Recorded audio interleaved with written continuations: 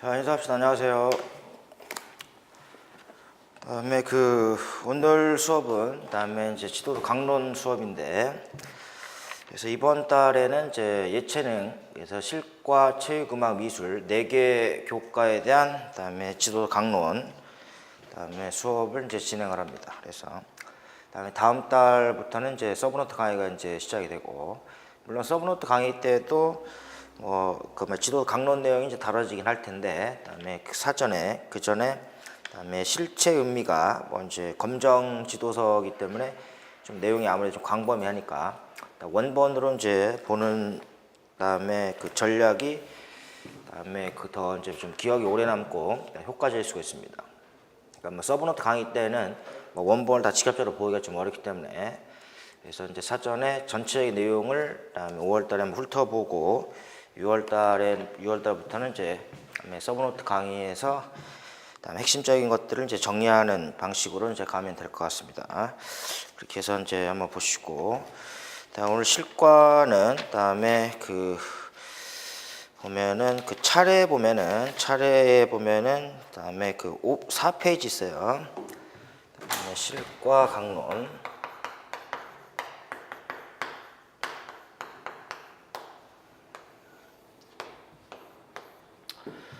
그래서 교재 다음에 4페이지, 교재 4페이지 보면은 내용 체계가 제시가 되어 있습니다. 내용 체계에서 영역이 이제 2개 영역으로 제시가 되는데, 그래서 우리가 지도도 강론은 다음에 교육과정상에 있는 내용 체계, 그래서 내용 체계를 구체화시킨 게 다음에 학생용 교과서고, 학생용 교과서에 대한 다음에 교사들의 지침서가 다음에 교사용 지도서라고 이제 볼 수가 있습니다. 그래서 어떻게 보면 이제 교과서에 대한 지도 내용 및 방법을 구체화시키는 게 바로 강론이라고 볼 수가 있습니다. 그래서 그다음에 내용 체계에서는 우리가 보면 여기서는 내용 영역으로 이제 다음에 2가지로 제시가 될 수가 있죠. 그래서 내용 영역 하면은 다음에 가정생활 하고, 두 번째는 다음에 기수의 3개 영역으로 이렇게 제시가 됩니다. 가정생활하고 기수의 3개 영역으로, 그다음에 프린트 4페이지에 제시가 되어 있죠. 그래서 우리가 가정생활과 기수의 3개를 다음에 대영역이라고 일반적으로 얘기를 하고, 동그라미가 있고 이제 점이 있습니다. 동그라미에 해당되는 나와 가정생활, 다음에 나의 균형 잡힌 식생활, 다음에 차기적인 의생활의 실천, 다음에 기술의 세계는 생활과 기술부터 해서 마지막 나의 진로까지가 이게 중영역이라고 볼 수가 있긴 한데, 이게 교과서의 단원명과 일치합니다. 그래서 다음에 단원이 나와 가정생활 영역이, 나와 가정생활이 이제 단원이고 대단원이고, 그 밑에 있는 점이 2가지, 나의 성장 가족, 그다음에 가정일과 가족원의 역할이 이게 소단원입니다. 그래서 총 12개의 단원으로 5, 6학년에서 총 12개의 단원으로 이제 이렇게 제시가 된다. 된 게 있고, 그다음에 교재 오른쪽에 5페이지 보면은, 그래서 그다음에 나와 가정생활 단원의 성취 기준이 나와 있죠. 성취 기준에 따른, 그다음에 성취 기준에 따라서 나의 성장 가족, 가정일과 가족원 역할이 2가지가 다음에 소단원을 얘기합니다. 그래서 대단원 있고, 다음에 각 영역에 따른 영역 밑에 있는 다음에 대단원 있고, 대단원 아래 다음에 소단원이 다음에 2가지씩, 소단원 이제 2가지 제시가 되는데, 여기 있는 대단원이, 이 대단원이 교과서의 다음에 단원명입니다. 그래서 다음에 보시면 되는데, 거기 있는 성취 기준이 다 제시가 되어 있고, 그다음에 프린트 한번 보세요. 오늘 나눠준 프린트 보면은 다음에 목차가 있는데, 1번에 나와 가정생활부터 다음 12번에 나의 진로까지 12개 단원입니다. 12개 단원에서 다음에 우리가 실과는 다음에 문제가 큰 문항으로 한 문항밖에 출제가 안 되니까, 큰 문항으로 한 문제밖에 출제가 안 되기 때문에, 그래서 2개나 3개 단을 이제 통합적으로 이제 내용을 구성해서 문제가 출제가 됩니다. 그래서 여기서 보면 12개 단원을 우리가 12개 단원을 2개 영역으로 이제 나눌 수가 있는데 1번에 나와 가정생활부터 6번에 창의적인 의생활의 실천 1번부터 6번까지가 프린트에는 1번부터 6번까지가 그다음에 그 가정생활 영역에 해당이 되는 거고 7번에 생활과 기술 7번부터 그다음에 12번에 나의 진로까지가 기술의 세계 영역을 그다음에 뜻합니다. 그래서 그다음에 여기에는 그다음에 그 단원이 어떤 영역에 해당되는지는 반드시 이제 이거를 구별할 줄 알아야 됩니다. 특히 이제 뭐 진로 단원이 그다음에 나의 진로 단원이 그다음에 기술의 세계 영역에 해당된다는 것도 이제 알고 있어야 됩니다. 그래서 이제 실질적으로 지금 문제가 최근에 나왔던 거는 한번 체크하면 해보시면은 2번.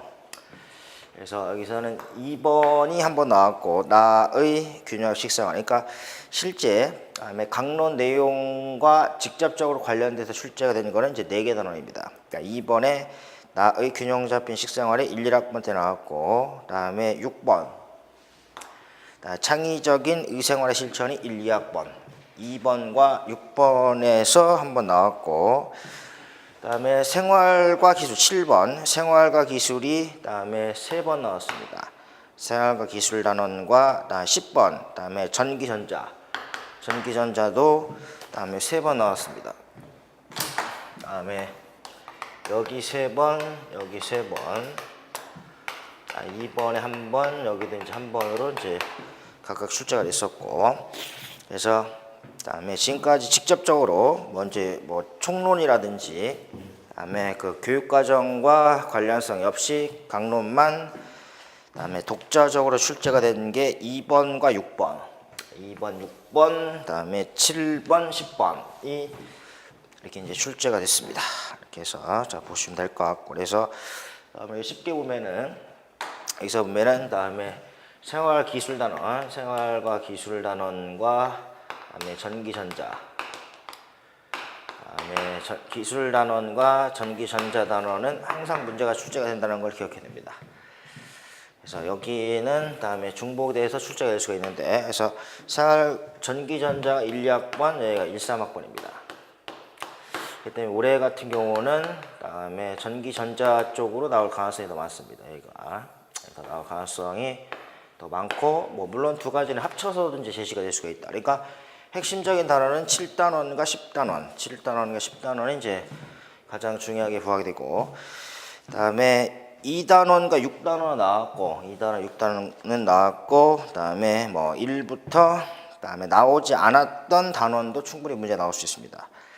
그다음에 가정생활 영역에서는 그다음에 기존에 출제가 되지 않았던 부분을 유심히 봐야 되고, 뭐가 나올지 모르니까 기술 세계 영역에서는 역시 7번과 10번은 그다음에 반드시 봐야 되고, 역시 나오지 않았던 부분도 다음에 고려를 해야 됩니다. 이게 그렇게 해서 이제 다음에 보시면 될 것 같고, 그래서 이제 검정 지도서이기 때문에 뭐 내용이 중복되는 것도 있고 중복이 되지 않는 것도 있습니다. 그래서 이제 다음에 우리가 서브노트 들어가기 전에 다음에 원본을 한번 다음에 보는 게 크게 도움이 됩니다. 그래서 전체적인 그림도 그릴 수가 있고, 다음에 어떤 부분하고 관련되는지도 이제 기억을 해봐야 됩니다. 특히 이제 문제가 출제가 되는 게, 그래서 다음에 지도서 강론 내용하고 이 강론 내용의 토대가 되는 게 다음에 교육과정의 성취 기준입니다. 그래서 이제 강론 내용하고 성취 기준을 연결시키는 문제, 성취 기준을 뭐 가로넣기 하라는 형태의 문제도 자주 출제가 되니까 그 부분도 잘 고려를 해봐야 됩니다. 그래서 나의 성장과 가족에서는 이때 성장은 다음에 거기 있는 것처럼 신체적, 정신적, 사회적 성장입니다. 신체적, 정신적, 사회적 성장에 대한 내용이 제시가 되어 있고, 다음에 가족은 가족과 가정 생활의 의미나 소중함, 다음에 건강한 가족과 건강한 생활에 위해서 필요한 조건입니다. 가정일과 가족원의 역할에서 가정일은 뭐가 있느냐? 가정일의 종류가 나와 있고, 다음에 가족원의 역할은 협력과 배려를 실천한다 라고 이제 볼 수가 있습니다. 그래서 이제 성취 기준이 있고, 그래서 다음에 한자 프린트는 2페이지 한번 보시면, 예를 들어서 우리가 지금 나와 가정생활 단원, 그래서 1단원에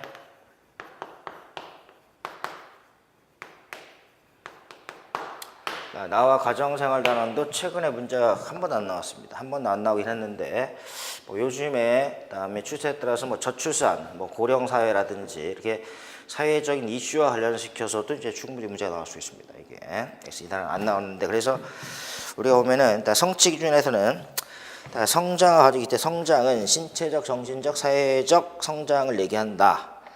그래서 이때 성장 의사 다음에 신체, 정신, 사회적 성장과 발달을 얘기할 때 프린트 1번에 보면 2페이지에 보면은 각 단원별로 핵심적인 개념들을 또 이렇게 정리를 해봤습니다. 그래서 이 내용 중심으로 해서 보시면 되고, 그다음에 부족한 부분에 여기서 이제 뭐 채워서 이제 다음에 할 수도 있어요. 플러스 알파로 정리할 때. 그래서 일단 보면은 2페이지 보면은 그래서 첫 번째 자 존중감이라는 단어 나옵니다. 이거는 성취 기준에서 사회적 성장과 발달을 얘기를 하는 거죠. 사회적 성장과 발달에서 자 존중감입니다. 자 존중감이라는 것은 다음에 자신을 긍정적으로 바라보는 거죠. 자신을 긍정적으로 바라보는 게 자 존중감입니다. 그래서 자 존중감의 용어라든지 다음에 그 자 존중감을 높이는 것이 건강과 발달을 위해서 중요하다. 그러니까 이 단원에서는 자 존중감을 향상시키는 구체적 활동을 제시합니다. 그게 바로 나의 장점 찾기입니다. 그러니까 나의 장점 찾기라든지 자 존중감과 관련되는 게 연결될 수가 있다. 여기서 그렇기 때문에 다음에 성취 기준에서는 다음에 사회적 성장과 발달에 대한 성취 기준이 제시가 되어 있는데, 이 부분이 다음에 강론에는 다음에 자 존중감입니다. 다음에 학습자 자신을 다음에 긍정적으로 바라보고 또는 긍정적으로 평가 자 존중감이고, 자 존중감을 높이기 위한 활동이 장점 찾는 활동입니다. 이런 식으로 이 두 가지를 연결해서도 그다음에 책에 문제가 좀 많이 나온다. 그래서 뭐 자 존중감이라는 용어를 물어볼 수도 있고, 그다음에 장점 찾기 구체적 활동을 물어보는 경우도 있습니다. 이런 식으로 이제 그다음에 보시면 될 것 같아요. 그래서 1단원부터 해서 그다음에 나와 그다음에 가정생활 단원부터 한번 어떤 내용이 있는지를 그다음에 정리를 해볼 필요가 있습니다. 그래서 보면은 그래서 이제 어떤 식으로 문제가 나오는지, 그래서 그다음에 지도도 강론 내용하고 그다음에 성취 기준을 연결시키는 그런 문항도 최근에 좀 많이 나옵니다. 그래서 보시면 되는데, 뭐 실과는 그다음에 문항 수가 워낙 적으니까 그래서 다 보는데, 그다음에 구체적인 내용들을 좀 물어보는 경우도 좀 있고, 상식적으로도 문제가 좀 나옵니다. 그래서 1단원에서 나와 가정생활,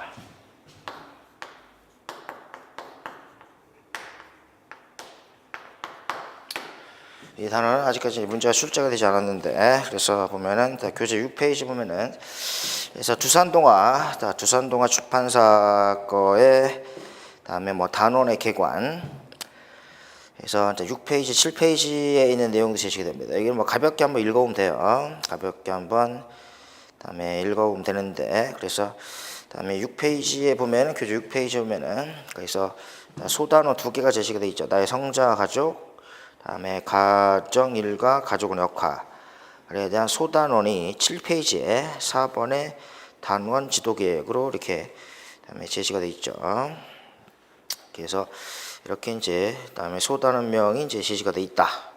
이런 게 있고, 학습 주제가 있고 중점 활동들이 이렇게 제시가 되는데, 뭐 지도서만 약간 좀 차이가 있긴 한데 거의 다음에 유사합니다. 거의 뭐 유사하게 제시가 되어 있고, 그래서 밑에 뭐 6페이지나 7페이지는 뭐 가볍게 한번 읽으면 됩니다.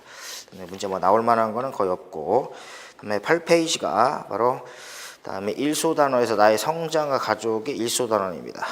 일소단원에 대한 게 제시가 되어 있고, 그다음에 오른쪽에 9페이지 보면 평가에서 학습의 주제가 있고, 자, 교육과정 성취 기준이 있고 성취 기준에 따라서 성취 수준이 있습니다. 우리가 상중하를 성취 수준이라고 합니다. 그래서 성취 기준 있고 성취 수준. 우리가 상중하 평가와 관련된 것은 성취 수준이다라는 그 용어 정도는 기억을 해 놓을 필요가 있습니다. 그다음에 10페이지 보면은 뭐 이제 교과서에 보면은 뭐 나의 성장 발달에 대한 게 제시가 되어 있죠. 그래서 교과서면은 뭐 신체적 발달, 정신적 발달, 사회적 발달에 대한 게 나옵니다. 그러니까 신체적, 다음에 정신적, 다음에 사회적 발달에 대한 내용들이 뭐 제시가 되는 뭐 다 상식적인 내용이라고 봐야 되죠. 크게 뭐 특징이 없고 교과 장면에 대해서 밑에 교사학습의 과정의 도입 전개 정리로 도입 전개 정리가 그다음에 10페이지부터 13페이지까지 제시가 됩니다. 그러니까 교과서 활동이 제시가 돼 있고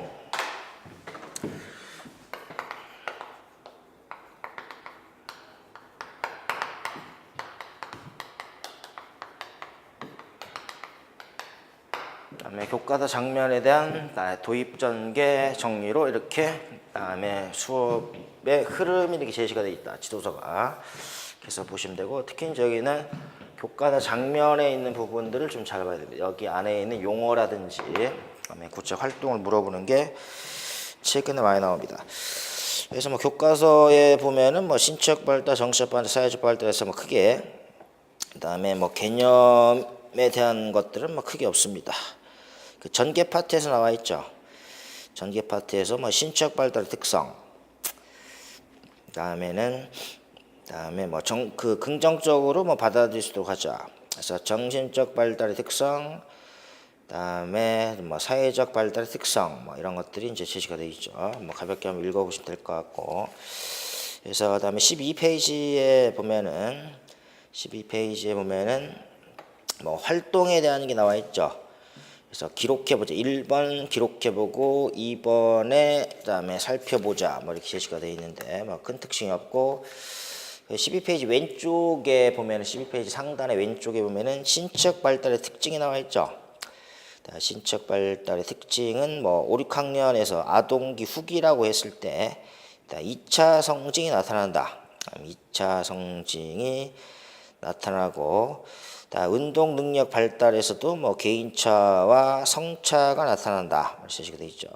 그래서 특히 뭐 그다음에 여기서는 직접 관련이 없는데 뭐 체육과에서 개인차를 고려한 수준별 수업 관련되는 게 그래서 이제 많이 강조가 된다라고도 볼 수가 있습니다. 그래서 보시고 뭐 남학생은 여학생에 비해서 대근육을 사용하는 스포츠에서 우세하고 여학생은 남학생보다 유연성이 더 뛰어나서 소근육을 사용하는 활동에서 우세하다. 뭐 이렇게 그다음에 일반적인 내용들이 제시가 되어 있고 오른쪽에는 정신적 발달 특징이 나옵니다. 그래서 뭐 기본적으로 가볍게 한번 보시면 됩니다. 정신적 발달, 인적 발달을 얘기를 하는 건데 다음 피아제의 형적 조작기 단계에 해당이 된다라고 이제 볼 수가 있고 그다음에 추상적 개념을 활용할 수 있다. 이게 제시가 되어 있죠. 뭐 생활의 중심이 가정에서 사회로 옮겨가고 자기 중심적이고 비논리적 한계를 극복해 간다라고 볼 수가 있습니다. 그래서 이제 다음에 보시면 될 것 같고 다음에 그 밑에 13페이지 그 밑에 지도 팁 보시면 지도 팁 보면은 뭐 자아 존중감이 나와 있죠. 자아 존중감은 자신을 긍정적으로 평가하는 것이고 여기에서는 나의 장점 찾기는 자아 존중감을 향상시 활동입니다. 나의 장점 찾기 활동 정도는 기억을 해봐야 됩니다. 다음 14페이지 보시면 다음에 사회적 발달의 특성에서 자아 존중감이 나옵니다. 그래서 신체적, 정신적, 사회적 발달에서 자아 존중감 이런 용어가 제시가 되어 있죠. 도덕과에서도 뭐 제시가 된 용어인데 그래서 자신의 속성에 대해서 긍정적, 그다음에 또는 뭐 부정적 가치를 부여하게 되는 것을 그다음에 자아 존중감이라고 한다라고 제시가 되어 있죠. 그래서 뭐 그 자아 존중감은 그 밑에 안정적인 자아 정체 성립과 사회성 발달에 영향을 끼친다. 그래서 그다음에 성취나 칭찬, 성공의 경험을 통해서 그다음에 자 존중감 형성할 수 있도록 교사나 주변에서 도와줘야 된다 그런 얘기죠. 그래서 보시고 그 밑에 뭐 감정이입이 가능하다. 그다음에 공유하기나 도와주기 등 친사회적 행동이 보편화된다는 얘기죠. 그래서 상대방 입장에서 생각할 수 있도록 그다음에 도와줘야 된다라는 게 있고, 그 사춘기 문턱에 들어선 아이들을 위한 조언입니다. 그래서 최근에는 뭐 사춘기 연령이 좀 빨라지고 있다는 얘기죠. 그래서 그다음에 여기에서는 뭐 이제 뭐 감정 표현이 뭐 과격하다라든지 뭐 짜증을 많이 낸다 뭐 이렇게 제시가 되는데, 현재 이렇게 그다음에 과장된 감정 표현일 뿐만 아니라 그다음에 반항이 아니라 과장된 감정 표현이고, 그 밑에 뭐 상상의 관중이라는 게 있습니다. 과장된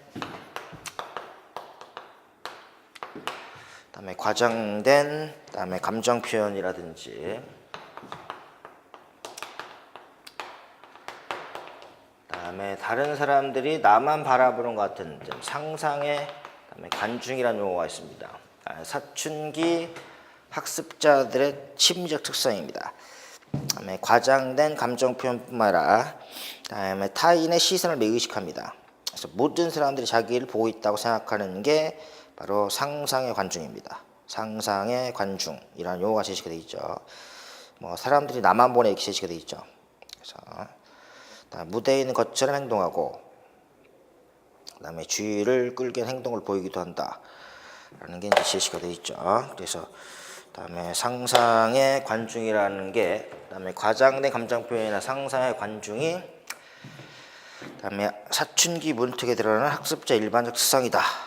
그다음에 그렇게 되어 있고, 오른쪽에 15페이지 보면은 세 번째 문단에 보면은 그래서 이런 학습자들 어떻게 지도하느냐, 너 사춘기구나 라는 말 오히려 역효과가 날 수가 있다. 그래서 그런 말보다는 그다음에 변화를 자연스럽게 받아들이고 이해하려고 노력을 해야 된다 이렇게 제시가 되어 있고, 그 밑에 자 존중감 향상시키는 활동이 나와 있죠. 성공의 경험을 찾습니다.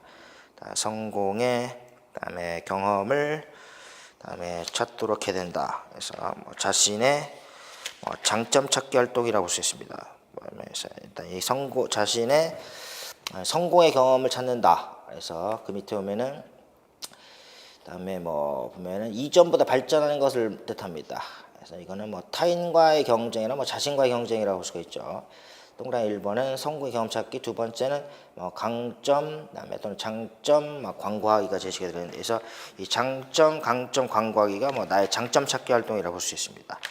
그러면 13페이지는 뭐 나의 장점 찾기 활동이 이제 한 가지만 제시가 되어 있는데 15페이지는 성공의 경험 찾기라든지 강점 광고하기 이제 두 가지가 있다. 그래서 나의 장점 찾기 활동은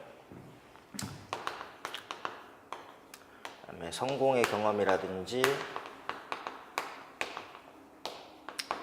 장점 찾기 활동 이런 구체적 활동에 대한 것들을 잘 기억을 해봐야 됩니다. 그래서 이런 용어 상상의 관중이라든지 과장된 감정표 이런 용어들은 잘 기억을 해봐야 됩니다.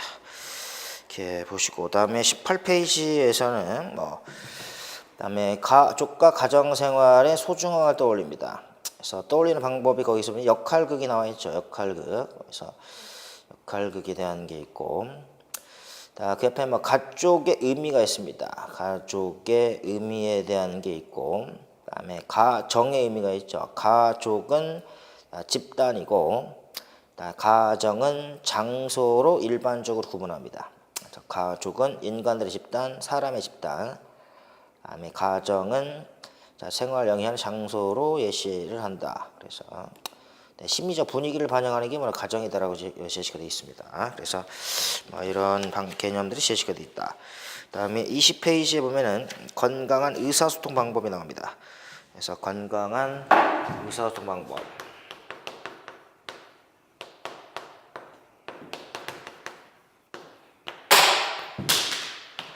건강한 의사소통 방법에 대한 게 제시가 되어 있죠. 여기서 구체 활동에 보면은 상대방의 말 귀담아 듣기, 그다음에 상대방의 마음 이해하기, 자신의 생각 이해하기에 그다음에 3단계로 제시가 됩니다. 그래서 3단계로 제시가 되는데 이게 다음에 이거에 대한 3단계 내용이 22페이지 보면은 나와 있는 게 22페이지에 보면 나와 있는 게 다음에 긍정적 의사소통 방법에서 상대방의 말 귀담아 듣기가 적극적 경청입니다. 그다음 적극적 경청이고 두 번째 마음 이야기가 이게 공감입니다. 3단계는 자신의 생각 이야기하기가 아이 메시지입니다. 아이 메시지의 방법으로 제시가 되어 있고 그래서 다음에 건강한 의사소통 방법에 대한 게 다음에 세 가지로 제시가 됩니다. 뭐 세 가지 또는 3단계로 얘기합니다. 그래서 적극적 경청, 다음에 공감.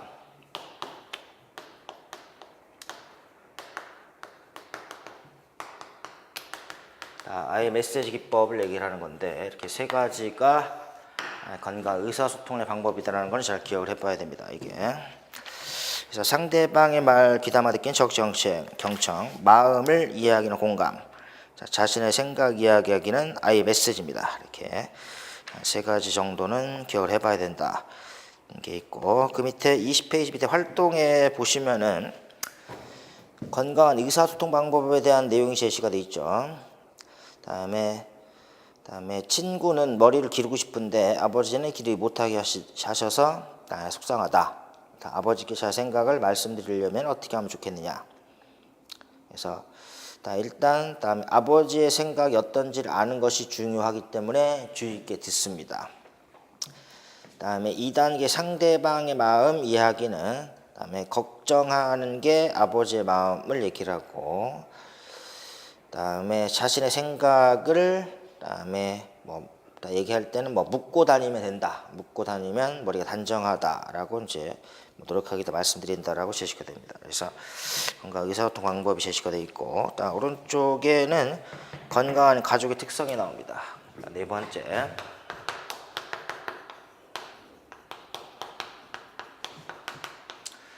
이 단어는 지금 한 번도 안 나왔기 때문에 한 번 나와주겠습니다. 그래서 가족 특성은 가족원과 함께 시간을 얼마만큼 보내느냐라는 게 응집력입니다. 응집력. 그다음에 융통성은 문제나 위기 대처하는 능력의 정신 안녕이 융통성이고, 그다음에 금방 얘기했던 게 의사소통에 대한 걸 얘기를 하는 거죠. 여기서 보면은 가족원과 함께 시간을 얼마만큼 보내느냐는 게 가족의 특성 중에서 바로 응집력이라는 거는 잘 기억해야 됩니다. 그래서 문제가 최근에 제시가 될 때 문제에서 대화를 주고 예비교사들의 대화나 학습자들의 대화를 제시를 해주고 다음에 제어를 제시해주고 밑줄 친 부분에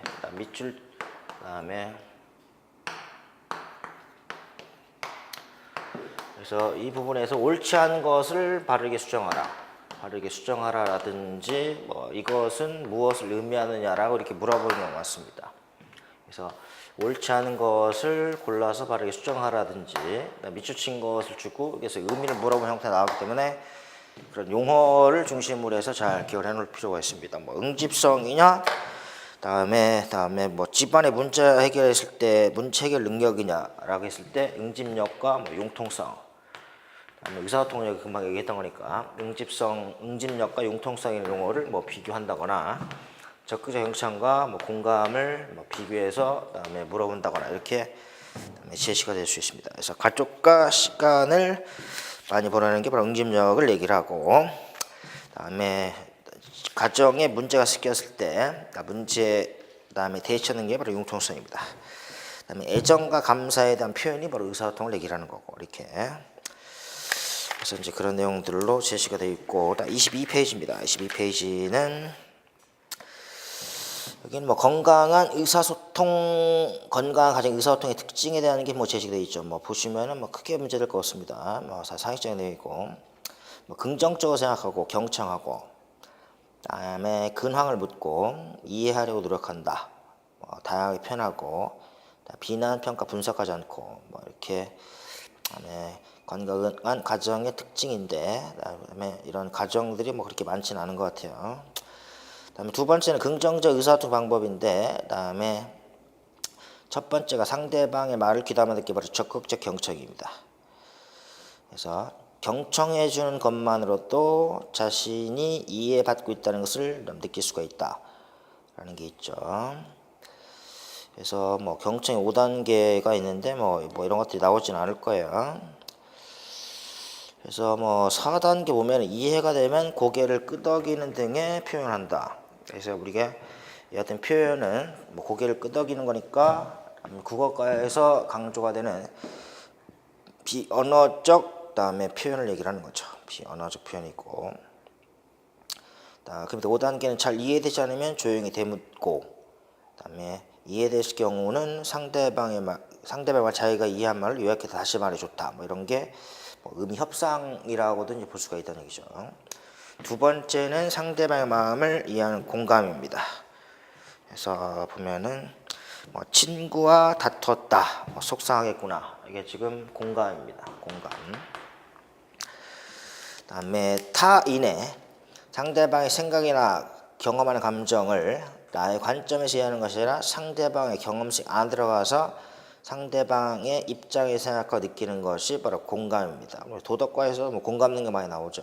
그래서 상대방 입장에서 생각하고 느끼는 게 바로 공감이다 라고 제시가 되어 있죠. 그래서 그 밑에 뭐 공감하는 방법에서도 뭐 이렇게 제시가 되는데, 그다음에 상대방의 말을 반복해서 따라하자. 뭐 예를 들어서 많이 아팠어요. 그래서 공부하기가 싫었어요. 네가 많이 아파서 공부하기 싫었구나. 이렇게 해서 반복하는 방법이 그다음에 공감하는 것을 더욱더 확실하게 느껴줄 수가 있습니다. 상대방에게. 세 번째는 자신의 생각 이야기를 아예 메시지라고 합니다. 그래서 나 메시지를 통해서 자신의 의사를 전달합니다. 구성 요소는 사실을 기술합니다. 그다음에 분명한 영향, 세 번째는 내 느낌을 제시합니다. 그래서 이런 게 메시지 구성 요소다. 그러니까 이게 이 세 가지가 다 건강한 또는 긍정적 의사소통 방법에 해당된다라는 것을 기억해야 됩니다. 적극적 경청, 공감, 메시지에 해당이 되는 거고, 23페이지는 뭐 역할극에 대한 내용들이 제시가 되어 있습니다. 그래서 보시고, 다음에 24페이지에서는 현대 사회에서 가족의 변화입니다. 이게 뭐 저출산 고령화입니다. 그다음에 저출산 고령화에 대한 게 제시가 되는데, 뭐 사회과에서도 많이 제시가 되죠. 거기 밑에 중간에 보면은 그다음에 두 번째는 뭐 저출산 고령화로 인해서 가족이 어떻게 되면 가족의 축소가 됩니다. 그래서 1인 가구나 무자녀 가족이 증가가 된다. 그다음에 두 번째는 맞벌이 가족의 비중이 증가된다. 뭐 개인과 가족의 삶의 질에 대한 영향이 있다. 이게 있죠. 가정의 기능도 뭐 여러 가지가 제시가 되는데, 성과 자녀 출산의 기능부터 해서 6번 휴식과 오라의 기능이 제시가 되어 있고, 최근에 현대 사회에서 강조가 되는 가정은 애정과 정서적 안정의 기능, 소비의 기능, 그다음에 휴식의 기능이 현대 사회에서 지금 강조가 되고 있다라고 이제 볼 수가 있습니다. 오른쪽 25페이지는 뭐 다양한 가족 형태가 제시가 되어 있죠. 요즘에 사회 변화에서 다양한 가족 형태입니다. 1인 가족, 무자녀 가족, 재혼 가족, 조선 가족, 입양 가족, 한부모 가족, 그래서 뭐 다문화 가족, 분거 가족, 공동체 가족에서 다양한 가족 형태가 제시가 되어 있다. 그래서 이게 1소단원이고, 다음 26페이지는 가정일과 가족원의 역할은 이게 2소단원에 해당이 됩니다. 그래서 1소단원, 2소단원에 대한 게 있고, 그래서 여기도 뭐 이런 형태로 다음에 강론이 이제 제시가 되어 있다라는 것을 잘 다음에 기억을 해놓을 필요가 있습니다. 그래서 보시면 이제 가정일과 가족원의 역할이니까, 그래서 이제 보면은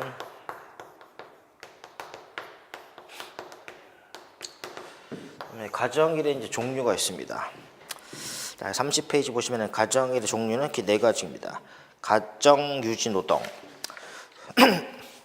그다음에 감정적 지원 노동, 그다음에 지생산 노동, 네 번째는 보살핌 노동입니다. 그래서 가사 노동을 뭐 한 네 가지 정도로 좀 얘기가 되는데, 그래서 이 중에서 보면은 의식주 활동이 가정 유지 노동이다.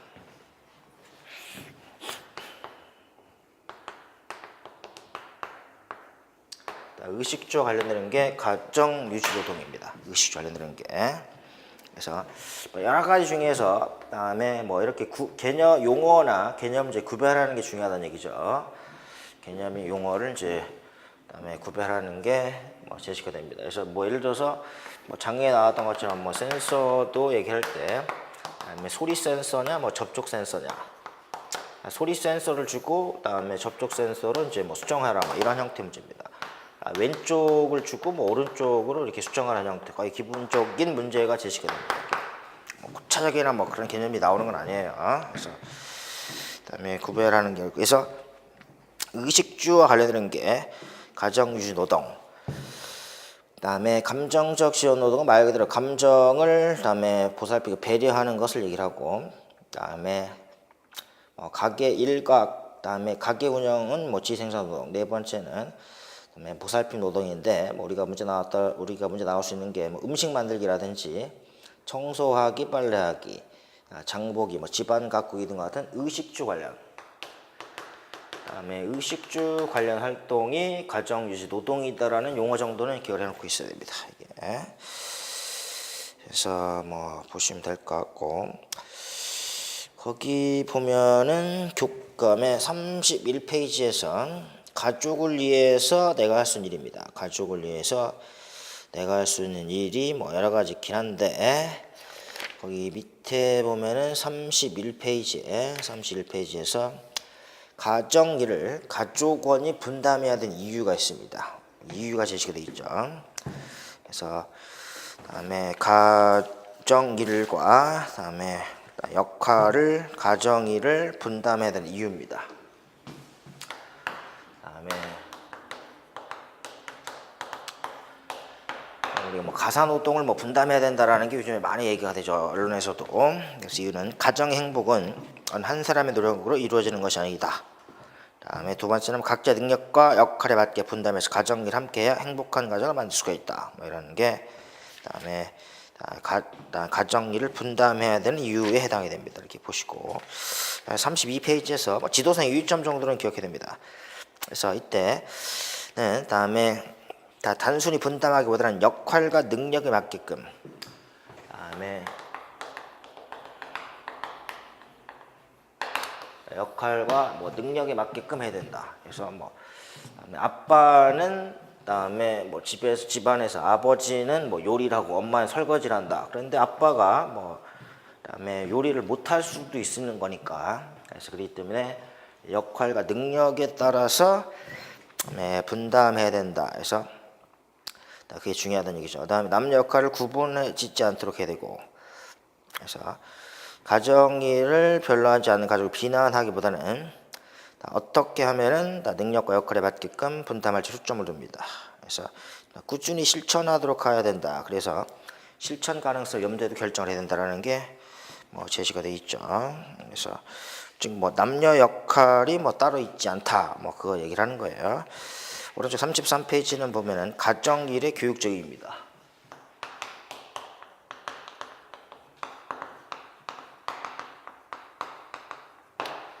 가정일에 이제 의의가 이제 크게 세 가지가 있는데 여기서는 첫 번째 노적 교육적 측면입니다.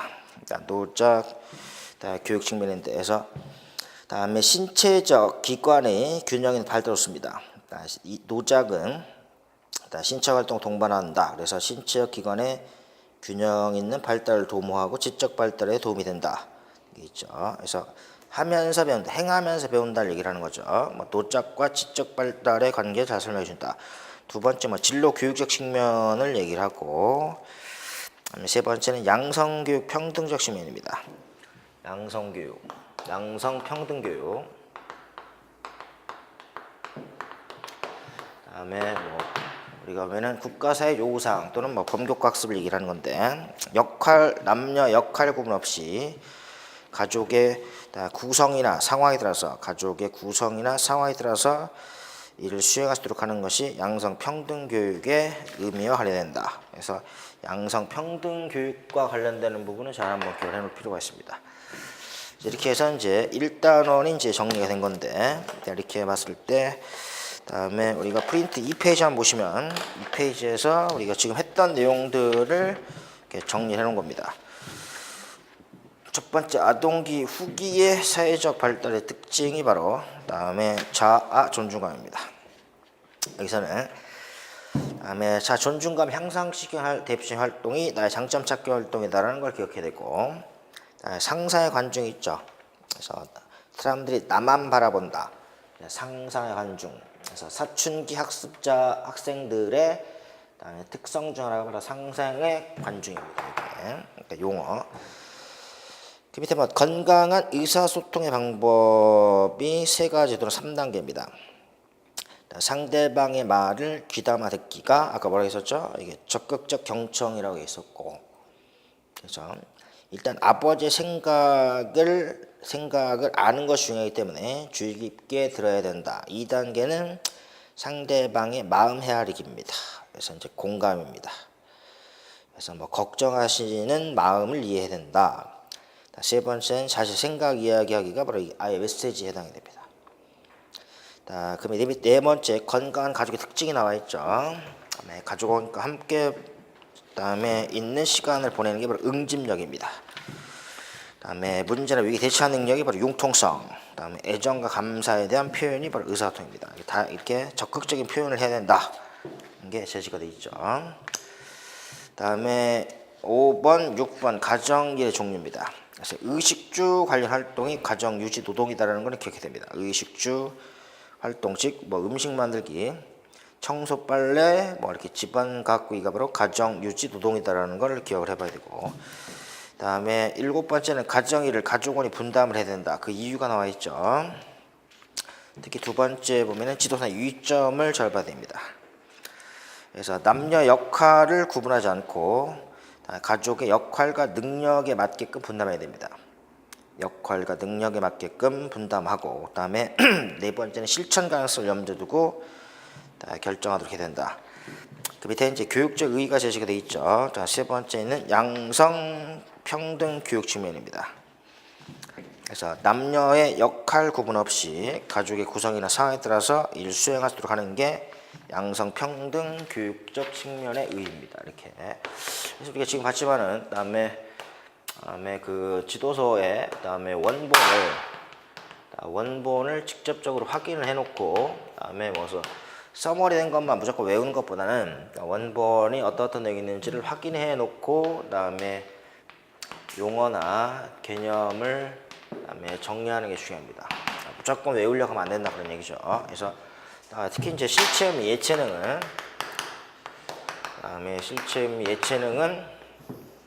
그래서 다음에 국가교육과정이라든지 다음에 지도서 총론하고 또 다음에 연관이 돼서 국가고시나 총론하고도 다 연관이 돼서 제시가 되고, 물론 강론 내용만 독자적으로 나오는 경우도 있긴 한데, 강론 내용이 독자적으로 나올 수 있기도 한데, 그다음에 총론이나 그다음에 국가고시 교육과정과 항상 문제가 같이 연결된다는 걸 기억을 해봐야 됩니다. 그래서 하이문항 1번, 2번, 3번 이런 식으로도 제시가 된다는 걸 기억해야 됩니다. 그래서 우리가 지금 강론 내용이니까 강론 중심으로 봐야 되는데, 원본을 보고 용어나 개념을 정리하는 게 중요하다라고 볼 수가 있습니다. 자, 보시고 좀 쉬었다가 2단으로 넘어갑니다.